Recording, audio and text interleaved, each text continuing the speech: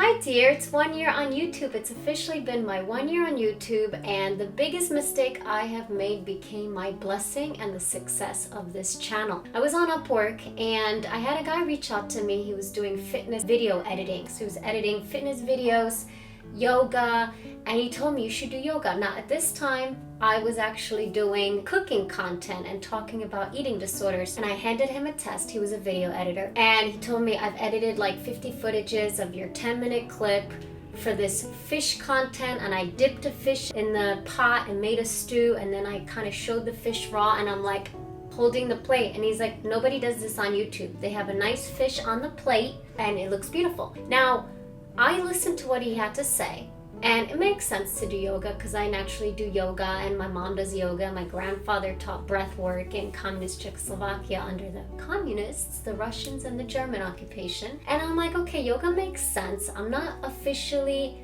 certified yet, but I can do some yoga content. And he's like, listen, people are gonna watch from start to finish, just do it. Now ultimately we didn't end up collaborating because he wanted to own my TikTok channel. He also wanted a little bit more than the value that he was delivering, 50% revenue. Don't do that, guys. Revenue splits, prove your value first. Maybe do 10, 20, 30 revenue split. Besides, I don't even have revenue yet on this channel. I'm close to monetized. I do have a yoga sponsorship. WELLICIOUS, thank you. And a few yoga clients. It's amazing, but don't negotiate for deals that you haven't proven your value yet, and on both sides. You want to know, look at your numbers and then see what you're working with. I got a lot of lessons from this man, and he was a blessing because I ended up doing YouTube content that was solely yoga, as you see, and one of my favorite playlists is Yoga for Broken People with Alice, because we focus on like parts of our body that hurts or that's injured, and then we focus on alignment. And this whole channel became about alignment and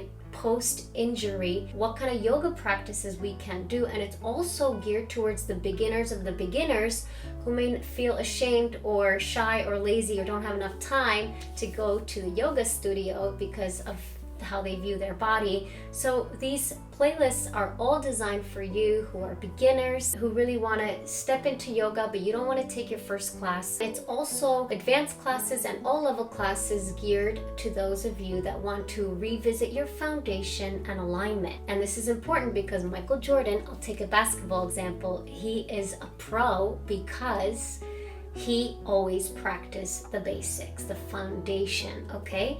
And this is what we do on this channel. So that biggest mistake of working with this video editor who wanted to take more ownership in my IP became a blessing, because I repositioned myself in the yoga space, and I found a super niche area of focusing on the foundations of yoga, individual poses, which not a lot of people are doing, and you guys are watching.